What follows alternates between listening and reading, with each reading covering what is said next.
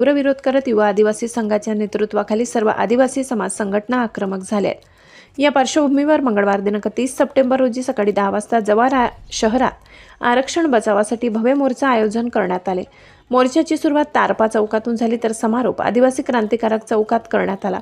घरी सडून मारण्यापेक्षा रस्त्यावर लढून मेलेलं बरं अशा जोशपूर्ण घोषणांनी शहरात गजर दुमदुमून गेला।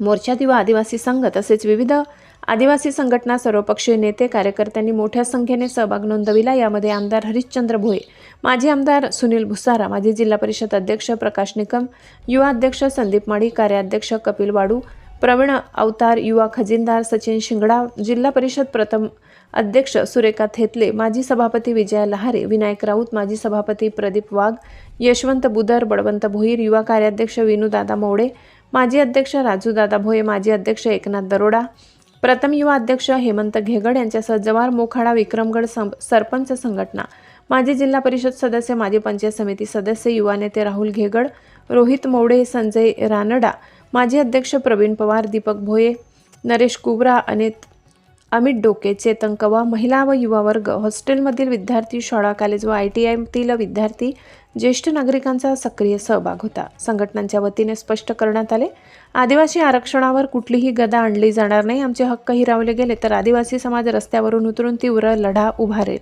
या मोर्चासाठी जव्हार तालुक्यासह पालघर व नाशिक जिल्ह्यातील हजारो आदिवासी बांधवांनी हजेरी लावून सरकारला ठाम इशारा दिलाय। महाराष्ट्र क्रांती न्यूजसाठी प्रतिनिधी सौरव कांबडी, पालघर।